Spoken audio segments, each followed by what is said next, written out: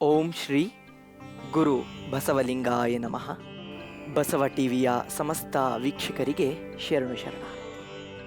ನನ್ನ ಹೆಸರು ನವೀನ್ ಸಾಯಿ. ನಾನು ಮೈಸೂರು ಜಿಲ್ಲೆಯ KR ನಗರ ತಾಲೂಕಿನಿಂದ ಬಂದಿದ್ದೀನಿ. ಈ ದಿನ ನಿಮಗೆ ಕೆಲವೊಂದು ಆಸನದ ಭಂಗಿಗಳನ್ನ ತೋರ್ಪಡಿಸೋಣ ಅಂತ ಬಂದಿರೋದು. ಆಸನ ಅಂದರೆ ಯೋಗ ಪ್ಲಸ್ ಆಸನ ಅಲ್ಲ, ಕೇವಲ ಆಸನ ಸೇರಿದ್ರೆ ಯೋಗ ಅಲ್ಲ.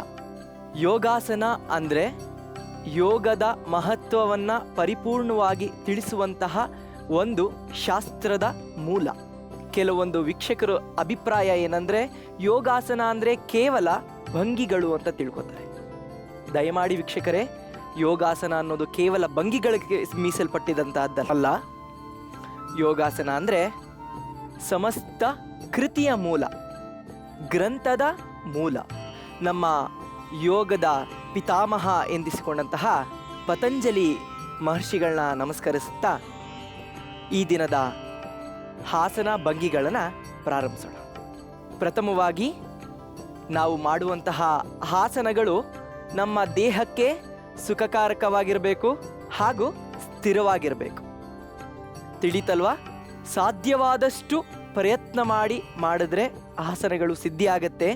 ತಮ್ಮ ಆರೋಗ್ಯವನ್ನೂ ಸಹ ಮೀಸಲಿತಿಯಿಂದ ಚೆನ್ನಾಗಿ ನೋಡ್ಕೋಬೋದು, ಹೌದಲ್ವಾ? ಈಗ ಆಸನಗಳನ್ನ ಮುಂದುವರ್ಸೋಣ. ಮೊದಲಿಗೆ ಪದ್ಮಾಸನ. ಪದ್ಮಾಸನ, ಬಲಗಾಲನ್ನು ತೆಗೆದು ನಿಮ್ಮ ಹೊಕ್ಕಳಿನ ಪಕ್ಕದಲ್ಲಿ ಒತ್ತಿ ತಳ್ಳಬೇಕು.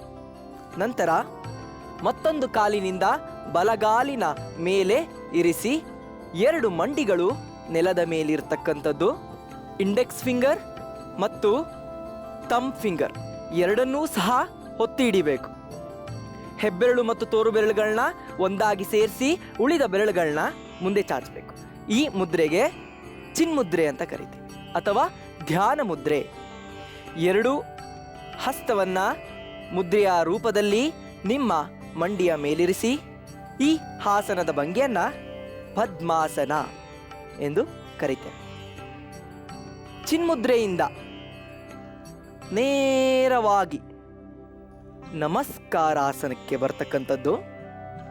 2 ಹಸ್ತಗಳು ಬದಿಗೆ ಒತ್ತಿ ಮಾಡುವಂತಹ ಆಸನವೇ ನಮಸ್ಕಾರಾಸನ. ಪದ್ಮಾಸನದಲ್ಲಿ ನಮಸ್ಕಾರಾಸನ. ಪದ್ಮಾಸನದಲ್ಲಿ ನಮಸ್ಕಾರಾಸನ ಆದ ನಂತರ ಮಾಡ್ತಕ್ಕಂತಹ ಮುಂದಿನ ಆಸನ ಭೂನಮನಾಸನ. ಪದ್ಮ ನಮಸ್ಕಾರ, ಭೂನಮನಾಸನ. ನಿಧಾನವಾಗಿ ನೆಲಕ್ಕೆ ಅಣೆಯನ್ನು ತಾಗಿಸತಕ್ಕಂಥದ್ದು. ಕೈಗಳು ನೇರ, ನಿಸಹಜ ಉಸಿರಾಟ. ಕೆಲವು ಕ್ಷಣಗಳ ನಂತರ ನಿಧಾನವಾಗಿ ಮೇಲೇಳತಕ್ಕಂಥದ್ದು. ಉಸಿರನ್ನ ಹೊರಹಾಕ್ತಾ ನಿಧಾನವಾಗಿ ಮುಂದೆ ಬರಬೇಕು. ಅಣೆಯನ್ನ ನೆಲಕ್ಕೆ ತಾಗಿಸ್ಬೇಕು. ಕೈಗಳು ನೇರವಾಗಿರಬೇಕು. ಹಾಗೆ ಉಸಿರನ್ನ ಒಳಗಡೆ ತೆಗೊಳ್ತಾ ನಿಧಾನವಾಗಿ ಮೇಲ್ ಬರ್ತಕ್ಕಂಥದ್ದು. ಈ ಆಸನ ಭೂನಮನ. ಮುಂದಿನ ಆಸನ ಕೇಳಿರಬೇಕು, ಅನೇಕ ಯೋಗದ ಗುರುಗಳು ತಮ್ಮ ಹೆಸರಿನಲ್ಲೇ ಕೆಲವೊಂದು ಆಸನಗಳನ್ನ ಸೃಷ್ಟಿಸಿರ್ತಾರೆ. ಕೆಲವೊಂದು ಆಸನಗಳು ಇರುತ್ತೆ. ಮತ್ಸ್ಯಾಸನ, ವಶಿಷ್ಠಾಸನ, ದೂರ್ವಾಸನ, ಅನೇಕ ಆಸನಗಳು ಋಷಿಯ ಹೆಸರಿನಿಂದ ಅಂಕಿತಗೊಂಡಿರುತ್ತೆ. ಮೊದಲಿನಾಗಿ ಮರಿಚ್ ಆಸನ. ಇದು ತಿರುಚುವ ಆಸನ. ದೇಹದ ಅಂಗಗಳು ತಿರುಚಿ ಮಾಡುವಂತಹ ಆಸನಗಳು. ಪ್ರಾರಂಭಿಸೋಣ. ಒಂದು ಕಾಲು ನೇರ, ಮತ್ತೊಂದು ಕಾಲನ್ನು ತಮ್ಮ ಮೂಲ ಸ್ಥಾನದಲ್ಲಿ ಇರಿಸಿ ಕೈಗಳನ್ನು ನೇರ ಮಾಡಿ ಬಲಗೈಯನ್ನು ಎಡಗಾಲಿನಿಂದ ಬಳಸಿ ನಿಮ್ಮ ಮಂಡಿಯನ್ನು ಇಟ್ಕೋಬೇಕು. ಮತ್ತೊಂದು ಬದಿಯ ಹಸ್ತ ಹಿಂದೆ ನೋಡ್ತಕ್ಕಂಥದ್ದು. ಪೂರ್ಣವಾಗಿ ನಿಮ್ಮ ನಡು ಹಿಂದೆ ನೋಡ್ತಕ್ಕಂಥದ್ದು. ನಿಮ್ಮ ದೃಷ್ಟಿ ಹಿಂದೆ ಇರ್ತಕ್ಕಂಥದ್ದು. ಕೈಗಳು ನೇರ, ಕಾಲ್ಗಳು ನೇರ, ಮರೀಚಾಸನ. ಕೆಲವು ಕ್ಷಣಗಳ ನಂತರ ಭಂಗಿಯಿಂದ ಸ್ಥಿತಿಗೆ ಹೊರಬರಬೇಕು. ಕೈಗಳನ್ನು ನೇರ ಮಾಡಿ, ಕಾಲುಗಳನ್ನು ನೇರ ಮಾಡಿ ದಂಡಾಸನ. ಈ ಆಸನನ ಸಮದಂಡಾಸನ ಅಂತ ಕರಿತೀವಿ. ಸ್ಟಿಕ್ ಪಾಸ್ಚರ್, ಒಂದು ಕಡ್ಡಿ ರೂಪದಲ್ಲಿ ಇರ್ತಕ್ಕಂಥದ್ದು. ನಾವು ಈ ಮರೀಚಾಸನ ಮಾಡೋದ್ರ ಉಪಯೋಗ ಏನಂದರೆ, ನಮ್ಮಲ್ಲಿರತಕ್ಕಂತಹ ರಸಗ್ರಂಥಿಗಳು, ಪ್ಯಾಂಕ್ರಿಯಸ್, ಮೇಧೋಜೀರಕ ಗ್ರಂಥಿ ಚೆನ್ನಾಗಿ ಆಕ್ಟಿವೇಟ್ ಆಗುತ್ತೆ, ಪ್ರಚೋದನೆಗೊಂಡುತ್ತೆ. ಯಾವಾಗ ಒಂದು ವಸ್ತು ಕಬ್ಬನ್ನು ನಾವು ಅರ್ಧಷ್ಟು ರಸ ಹೆಚ್ಚಿಗೆ ಬರುತ್ತೆ. ಎಷ್ಟು ಟ್ವಿಸ್ಟ್ ಮಾಡ್ತೀವೋ ಅಷ್ಟು ರಸ ಹೊರಗಡೆ ಬರುತ್ತೆ. ಅದೇ ಥರ ನಮ್ಮ ದೇಹದಲ್ಲಿರತಕ್ಕಂತಹ ಒಂದು ರಸಗ್ರಂಥಿಗಳನ್ನು ಹಿಂಡಿದಾಗ ಅದರಲ್ಲಿ ಒಂದು ರಸ ಬಿಡುಗಡೆ ಆಗುತ್ತೆ. ನಮ್ಮ ಮೇಧೋಜೀರಕ ಗ್ರಂಥಿ ಬಿಡುಗಡೆ ಮಾಡುವಂತಹ ರಸದ ಹೆಸರು ಗೊತ್ತಿದೆಯಲ್ವ ಗುರುಗಳೇ ನಿಮಗೆಲ್ಲ ವೀಕ್ಷಕರೇ? ಇನ್ಸುಲಿನ್. ಇದು ನಮ್ಮ ಮಧುಮೇಹದ ಒಂದು ನಿಯಂತ್ರಣವನ್ನು ಮಾಡ್ತದೆ. ಗೊತ್ತಾಯ್ತಲ್ವಾ? ಮರೀಚಾಸನ ಮಾಡೋದ್ರಿಂದ ಮಧುಮೇಹಿಗಳು ಒಂದು ಆರೋಗ್ಯದ ಸ್ಥಿತಿನ ಕಂಟ್ರೋಲ್ ಮಾಡ್ಬೋದು. ಮುಂದಿನ ಆಸನ ಬದ್ಧ ಕೋನಾಸನ. ಎರಡು ಕಾಲುಗಳನ್ನು ನಿಮ್ಮ ಮೂಲಸ್ಥಾನಕ್ಕಿರಿಸಿ, ನಡು ನೇರ, ನಿಮ್ಮ ಎರಡು ಮಂಡಿಗಳು ಆದಷ್ಟು ನೆಲದ ಬದಿಗೆ. ಈ ಆಸನ ಬದ್ಧ ಕೋನಾಸನ. ಬದ್ಧ ಕೋನಾಸನ ಮಾಡೋದ್ರ ಉಪಯೋಗ ಏನಂದರೆ, ಮುಖ್ಯವಾಗಿ ಸ್ತ್ರೀಯರು, ಅದರಲ್ಲೂ ಗರ್ಭಿಣಿ ಯಾರಿಗೆ ಪ್ರೆಗ್ನೆಂಟ್ ಆಗಿರ್ತಾರೋ ಅವರು ಮಾಡೋದ್ರಿಂದ ಯಾವುದೇ ಕಷ್ಟ ಇಲ್ಲದೆ ಡೆಲಿವರಿ ನೀಟಾಗತ್ತೆ. ಕೃತಕವಾಗಿ ನೈಸರ್ಗಿಕವಾಗಿ ಆಗ್ತಕ್ಕಂತಹ ಸನ್ನಿವೇಶಗಳು ತುಂಬ ಇರುತ್ತೆ. ಈ ಆಸನ ಪ್ರಯತ್ನ ಮಾಡೋದ್ರಿಂದ ಒಂದು ಎಚ್ಚರಿಕೆ, 6 ತಿಂಗಳ ನಂತರ ಮಾಡಿಕೊಡ್ದು. ನಡು ನೇರ, ನಿಮ್ಮ ಸ್ಪೈನಲ್ ಕಾರ್ಡ್ ಸ್ಟ್ರೈಟ್ ಆಗಿರಬೇಕು, ಆದಷ್ಟು ಮಂಡಿ ನೆಲಕ್ಕೆ ತಾಗಿರ್ಲಿ. ಬದ್ಧ ಕೋನಾಸನದಲ್ಲಿ ಚಾಲನೆ, ಇದನ್ನ ಪತಂಗಾಸನ ಅಂತಲೂ ಕರೀತಾರೆ. Butterfly Pasteur. ಆದಷ್ಟು ಮಾಡಬೇಕು. ಇದನ್ನ ಮಾಡಿದ್ರೆ ಏನಾಗುತ್ತೆ, ನಿಮ್ಮ ಕಾಲಿನ ಸ್ನಾಯುಗಳು ಸೆಳೆತದ ಹಿತದಿಂದ ಕಮ್ಮಿ ಆಗ್ತಾ ಬರುತ್ತೆ, ಸ್ಟಿಫ್ನೆಸ್ ಹೋಗ್ತಾ ಬರುತ್ತೆ. ಎಷ್ಟು ಹಿಗ್ಗುತ್ತೋ ಅಷ್ಟು ಒಳ್ಳೆಯದು. ನೋಡಿ, ಮಾಡ್ತಾ ಬರಬೇಕು ಚಾಲನೆನ. ಎಷ್ಟು ನಿಮಿಷ ಮಾಡ್ತೀರೋ ಅಷ್ಟು ನಿಮಿಷ ನಿಮಗೆ ಸುಖಕರವಾಗಿರುತ್ತೆ. ಮುಂದಿನ ಆಸನ ಪಶ್ಚಿಮೋತ್ತಾನಾಸನ. ಕಾಲುಗಳನ್ನು ನೇರ ಮಾಡಿ, ಕೈಗಳು ನಿಮ್ಮ ಪುಷ್ಟದ ಬದಿಗಳಲ್ಲಿರಿಸಿ, ಮುಂದಿನ ಕಾಲಿನ ಪಾದ ನೇರವಾಗಿ ಸಮದಂಡಾಸನದಲ್ಲಿ ಕೂತು, ಕೈಗಳನ್ನು ನಿಧಾನವಾಗಿ ಉಸಿರನ್ನು ಒಳ ತೆಗೆದುಕೊಳ್ಳುತ್ತಾ ನಿಧಾನವಾಗಿ ನಿಮ್ಮ ಹೆಬ್ಬೆರಳುಗಳನ್ನು ಹಿಡಿದು ಉಸಿರನ್ನು ಹೊರ ಹಾಕುತ್ತಾ ನಿಧಾನವಾಗಿ ಮಂಡಿಗೆ ಹಣೆಯನ್ನು ತಾಗಿಸುತ್ತಾ ನಿಮ್ಮ ಮೊಣಕೈ ನೆಲಕ್ಕೆ ತಾಗಿರ್ತಕ್ಕಂಥದ್ದು.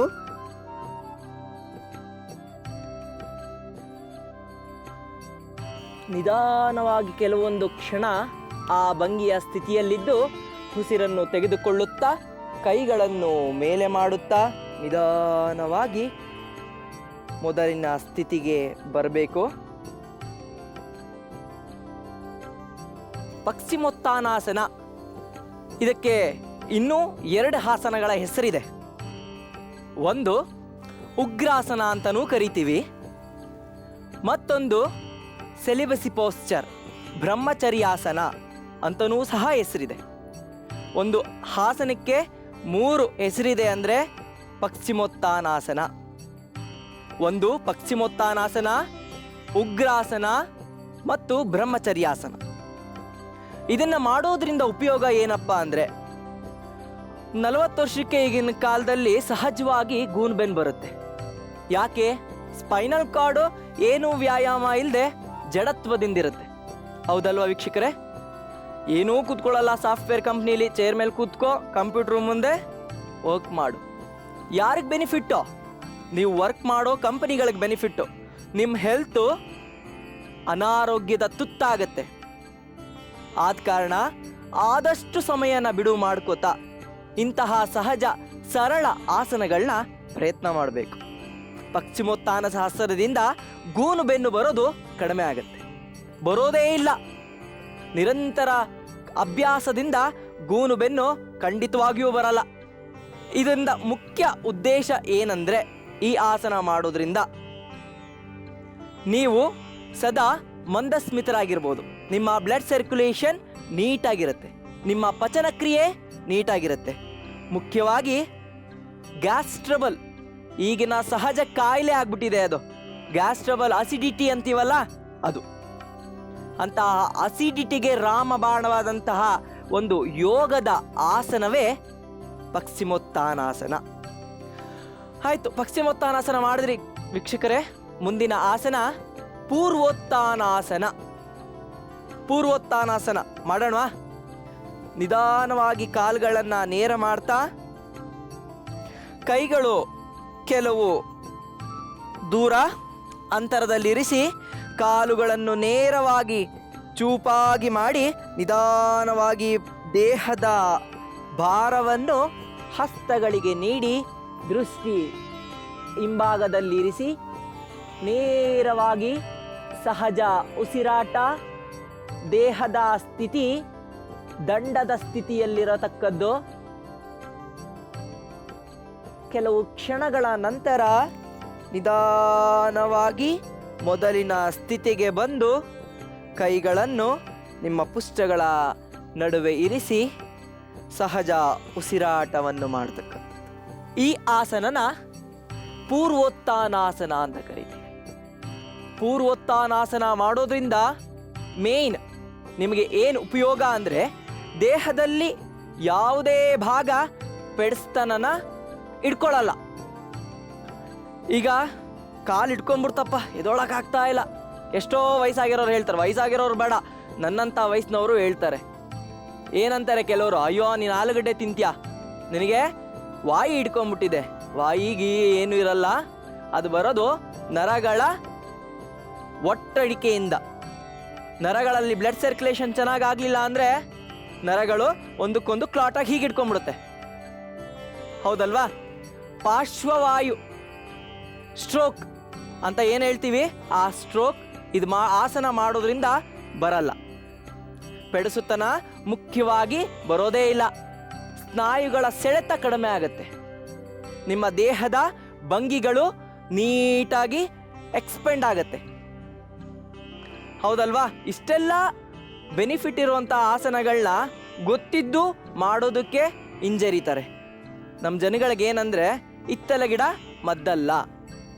ಇದನ್ನು ನಾವು ಹೇಳದೆ ಫಾರಿನರ್ಸ್ ಬಂದು ಹೇಳಿದ್ರೆ, ಅಯ್ಯೋ ಹೌದಲ್ವಾ, ಇಷ್ಟೊಂದು ಉಪಯೋಗ ಇದೆಯಾ, ಅವರೇ ಮಾಡಬೇಕಾದ್ರೆ ನಾವು ಮಾಡಬಾರ್ದಾ ಅನ್ನೋ ಮನಸ್ಸು ಬರುತ್ತೆ. ಅದಕ್ಕೆ ಹಿರಿಕರು ಹೇಳಿರೋದು, ಇತ್ತಲ ಗಿಡ ಮದ್ದಲ್ಲ. ಹಾಗೆ ಮುಂದಿನ ಆಸನ ಮತ್ಸ್ಯಾಸನ. ಮತ್ಸ್ಯಾಸನ ಅಂದರೆ ಮೀನಿನ ಚಲನೆಗೆ ಹೋಲುವಂತಹ ಒಂದು ಭಂಗಿ. ಮಾಡಿ ನೋಡೋಣ. ಎರಡು ಕಾಲುಗಳು ಪದ್ಮಾಸನ ಸ್ಥಿತಿ, ಬೆನ್ನು ನೇರ, ಉಸಿರಾಟ ಸಹಜ. ನಿಧಾನವಾಗಿ ಬೆನ್ನಿನ ಮೇಲೆ ಮಲಗುತ್ತಾ ನಿಮ್ಮ ಎರಡು ಮಂಡಿಗಳು ನೆಲಕ್ಕೆ ತಾಗಿರಬೇಕು. ನಿಮ್ಮ ತಲೆ, ನಿಮ್ಮ ದೃಷ್ಟಿ ಹಿಂದೆ ಇರಲಿ. ನಿಮ್ಮ ನೆತ್ತಿಯ ಮೇಲೆ ನಿಮ್ಮ ನಿಲುವನ್ನು ಇರಿಸಿ ಎರಡು ಕೈಗಳಿಂದ ನಿಮ್ಮ ಹೆಬ್ಬೆರಳನ್ನು ಇಟ್ಕೋಬೇಕು. ಕೆಲವೊಂದು ಕ್ಷಣಗಳು ಈ ಭಂಗಿಯಲ್ಲಿರಿ. ಸಹಜ ಉಸಿರಾಟ. ನಿಧಾನವಾಗಿ ಕೈಗಳನ್ನು ಮೇಲಿರಿಸಿ, ತಲೆಯನ್ನು ನೆಲದ ಮೇಲಿರಿಸಿ ನಿಧಾನವಾಗಿ ಮೇಲೆ ತಕ್ಕಂಥದ್ದು. ಮತ್ಸ್ಯಾಸನ ಮಾಡೋದ್ರ ಉಪಯೋಗ ಗೊತ್ತಿದೆಯಾ ವೀಕ್ಷಕರೇ ನಿಮಗೆ? ಮೀನಿನ ಆಕಾರ, ಮೀನು ನಿದ್ದೆ ಮಾಡ್ತಾ ಇರೋದನ್ನ ನೋಡಿದ್ದೀರಾ? ಆಲಸ್ಯದಿಂದ ಮೂಲೆಯಲ್ಲಿ ಸೇರಿರೋದು ನೋಡಿದ್ದೀರಾ? ಹೇಗೆ ಸದಾ ಸಕ್ರಿಯವಾಗಿ ಚಲನೆಯಲ್ಲಿರುತ್ತೆ. ಮೀನಿಗೆ ನಿದ್ದೆ ಅನ್ನೋದಿಲ್ಲ, ರೆಸ್ಟ್ ಮಾಡುತ್ತೆ, ನಮಗೆ ಗೊತ್ತಾಗಲ್ಲ. ಆ ಥರ ನಮ್ಮ ದೇಹದೂ ಸಹ ಒಂದು ನಿಷ್ಕ್ರಿಯವಾಗಿರದೆ ಚಲನಾತ್ಮಕವಾಗಿರಬೇಕು. ಅದಕ್ಕೋಸ್ಕರನೇ ಈ ಮೀನಿನ ಆಸನನ ಮಾಡೋದು, ಫಿಶ್ ಪಾಶ್ಚರ್ ಅಂತ ಕರಿತೀವಿ. ಈ ಆಸನ ಮಾಡೋದ್ರಿಂದ ನಮ್ಮಲ್ಲಿರುವಂತಹ ರಸಗ್ರಂಥಿ ಥೈರಾಯ್ಡ್ ಮೇನಾಗಿ ಆಕ್ಟಿವೇಶನ್ ಆಗುತ್ತೆ. ಗಂಟಲು ಊತ ಬರುತ್ತೆ ನೋಡಿ, ಆ ಡಿಸೀಸ್ ಕಡಿಮೆ ಆಗುತ್ತೆ, ಬರೋದೇ ಇಲ್ಲ. ಆಕ್ಟಿವೇಶನ್ ಚೆನ್ನಾಗಾದಷ್ಟು ಆರೋಗ್ಯ ನಿಮ್ಮ ಹಸ್ತದಲ್ಲೇ ಇರುತ್ತೆ. ಹೌದಲ್ವಾ? ಇಂತಹ ಒಂದು ಒಳ್ಳೆಯ ರೂಪವನ್ನು ಕೊಡುವಂತಹ ಆಸನಗಳನ್ನ ದಿನನಿತ್ಯ ಮಾಡಬೇಕು. ಒಂದಿನ ಮಾಡೋದು, ಒಂದು ವಾರ ಬಿಡೋದು, ಅದರಿಂದ ಸಾಧನೆ ಆಗಲ್ಲ. ಸುಮ್ಮನೆ ಏನೋ ಒಂದು ಶೋಕಿಗೆ ಮಾಡ್ತೀವಿ ಅನ್ನೋದು ಆಗುತ್ತೆ. ಮುಂದೆ ಮಾಡುವ ಆಸನ ಪದ್ಮ ಪಿಂಡಾಸನ. ಸರಿ ವೀಕ್ಷಕರೇ, ಮಾಡೋಣವಾ? ಪದ್ಮಾಸನ ಸ್ಥಿತಿ. ನಿಧಾನವಾಗಿ ಬೆನ್ನಿನ ಮೇಲೆ ಮಲಗಿ,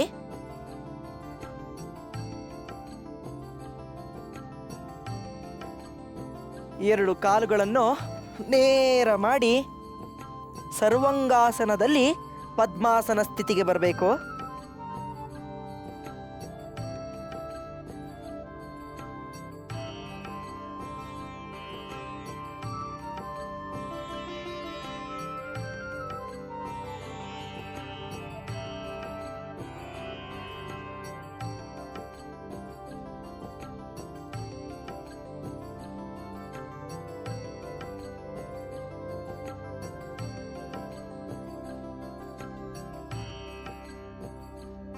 ನೋಡಿದ್ರಲ್ಲ ವೀಕ್ಷಕರೇ, ಇದರ ಕ್ರಮನ ಹೇಳ್ತೀನಿ. ಮೊದಲಿಗೆ ಪದ್ಮಾಸನ ಸ್ಥಿತಿಯಲ್ಲಿರಬೇಕು. ಪದ್ಮಾಸನ ಸ್ಥಿತಿಯಿಂದ ನೇರವಾಗಿ ನಿಧಾನವಾಗಿ ಸರ್ವಾಂಗಾಸನದಲ್ಲಿ ಪದ್ಮಾಸನ ಸ್ಥಿತಿಗೆ ಬರಬೇಕು. ಅನಂತರ ಪದ್ಮಾಸನ ಸ್ಥಿತಿಯಲ್ಲಿರುವ ಕಾಲಿನ ಬದಿಯನ್ನು ಹಣೆಗೆ ತಾಗಿಸಬೇಕು. ಹಣೆಗೆ ತಾಗಿಸಿ ಸಹಜ ಉಸಿರಾಟ, ಕೈಗಳು ನೆಲದ ಮೇಲೆ. ನಂತರ ನಿಧಾನವಾಗಿ ಉಸಿರನ್ನು ಹೊರಹಾಕುತ್ತಾ ಕಾಲುಗಳು ಮೊದಲಿನ ಸ್ಥಿತಿಗೆ ಬಂದು ನಿಧಾನವಾಗಿ ಮೇಲೆ ಹೇಳ್ತಕ್ಕಂಥದ್ದು. ಇದನ್ನ ಪದ್ಮ ಪಿಂಡಾಸನ ಅಂತ ಕರಿತೀವಿ.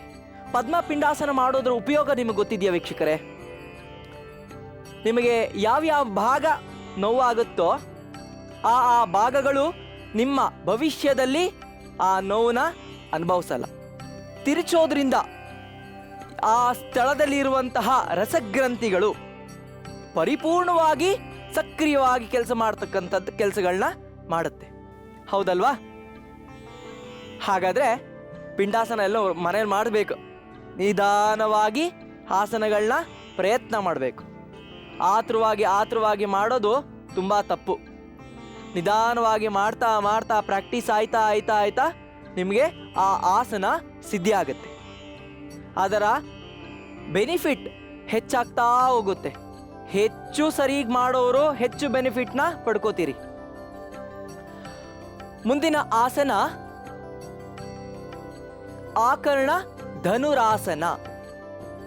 ಧನುರು ಅಂದರೆ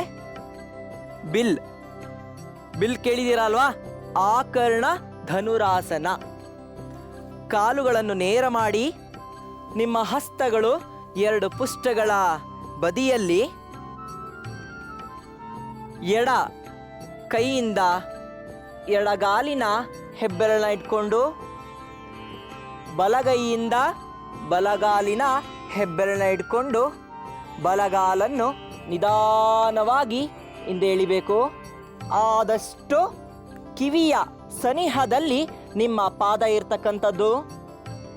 ಸಹಜ ಉಸಿರಾಟ ಕೆಲವು ಕ್ಷಣಗಳು ಈ ಭಂಗಿಯಲ್ಲಿ ಸ್ಥಿರವಾಗಿರಬೇಕು. ನಂತರ ನಿಧಾನವಾಗಿ ಮೊದಲಿನ ಸ್ಥಿತಿಗೆ ಬಂದು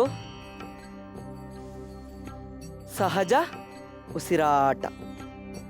ಈಗ ಇದನ್ನೇ ಆಪೋಸಿಟ್ ಡೈರೆಕ್ಷನಲ್ಲಿ ಮಾಡೋಣ. ಎಡಗೈಯಿಂದ ಎಡಗಾಲಿನ ಹೆಬ್ಬೆರಳು, ಬಲಗೈಯಿಂದ ಬಲಗಾಲಿನ ಹೆಬ್ಬೆರಳು. ನಿಧಾನವಾಗಿ ಬಲಗಾಲನ್ನ ಕಿವಿಯ ಹಿಂಬದಿಗೆ ಸನಿಹದಲ್ಲಿ ಇರಿಸ್ಬೇಕು. ಸಹಜ ಉಸಿರಾಟ, ಕೆಲವು ಕ್ಷಣಗಳು ಇದೇ ಭಂಗಿಯಲ್ಲಿದ್ದು ನಂತರ ನಿಧಾನವಾಗಿ ಮೊದಲಿನ ಸ್ಥಿತಿಗೆ ಬರ್ತಕ್ಕಂಥದ್ದು. ಈ ಆಸನದ ಹೆಸರು ಆಕರ್ಣ ಧನುರಾಸನ. ಆಕರ್ಣ ಧನುರಾಸನ ಮಾಡೋದ್ರಿಂದ ನಿಮ್ಮ ಕಾಲಿನ ಪೆಡಸುತನ ಹೋಗುತ್ತೆ. ನಿಮ್ಮ ಕೀಲುಗಳಲ್ಲಿ ಇರ್ತಕ್ಕಂತಹ ನೋವು ಆದಷ್ಟು ಬೇಗ ಹೋಗುತ್ತೆ. ಸತತ ಪ್ರಯತ್ನದಿಂದ ನಿಮ್ಮ ಮೂಳೆ ಗಟ್ಟಿಯಾಗುತ್ತೆ.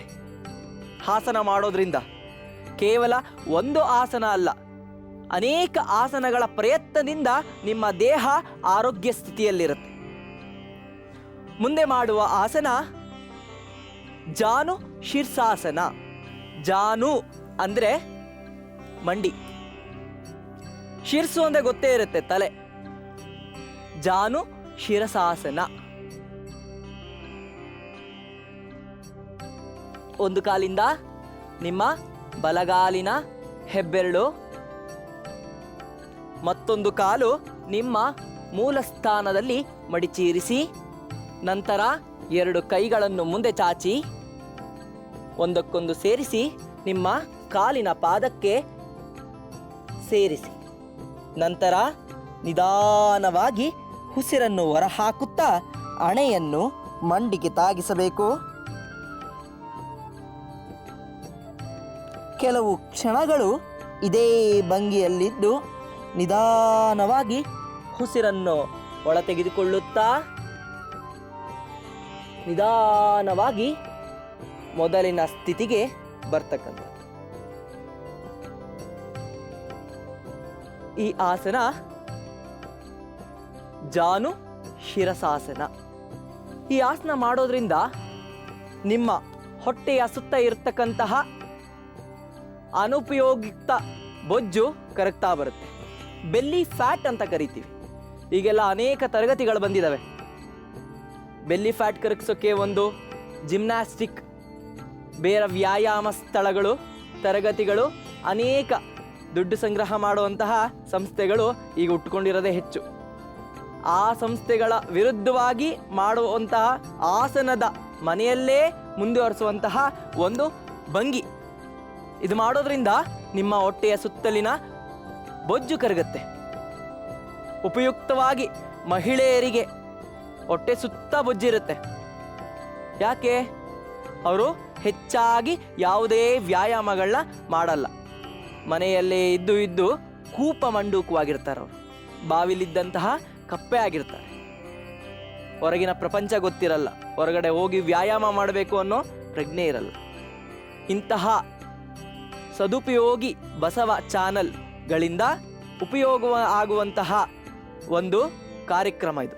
ಆಸನಗಳನ್ನ ಮನೆಯಲ್ಲೇ ಕೂತು ದೂರದರ್ಶನದ ಮೂಲಕ ಕಲಿಯುವಂತಹ ಸದುಪಯೋಗ ನಮ್ಮ ವೀಕ್ಷಕರಿಗಿದೆ, ಹೌದಲ್ವಾ? ಹಾಗಿರುವಾಗ ನಾವು ಮಾಡೋ ಆಸನಗಳನ್ನ ಪ್ರತಿನಿತ್ಯ ನೀವು ಮನೆಯಲ್ಲಿ ಮಾಡಬೇಕು. ಇಷ್ಟೊತ್ತು ನನ್ನ ಆಸನಗಳನ್ನ ನೋಡಿದ್ರಲ್ವಾ? ಖಂಡಿತವಾಗಿಯೂ ಪ್ರತಿನಿತ್ಯ ಮನೆಯಲ್ಲಿ ಮಾಡ್ತೀನಿ ಅಂತ ಭರವಸೆಯಿಂದ ಈ ದಿನದ ಸಂಚಿಕೆನ ಮುಗಿಸ್ತಾ ಇದ್ದೀನಿ. ಬಸವ ಟಿವಿಯ ಸರ್ವ ವೀಕ್ಷಕರು ನೋಡ್ತಕ್ಕಂತಹ ಕಾರ್ಯಕ್ರಮದಿಂದ ಉಪಯೋಗ ಪಡ್ಕೊಳ್ಳೋದು ಹೆಚ್ಚಾಗಿರುತ್ತೆ. ಅಂತಹ ಸರ್ವ ವೀಕ್ಷಕರಿಗೂ ಬಸವ ಟಿವಿಯಿಂದ ನಮಸ್ಕಾರ, ಶರಣು ಶರಣಾರ್ಥಿ.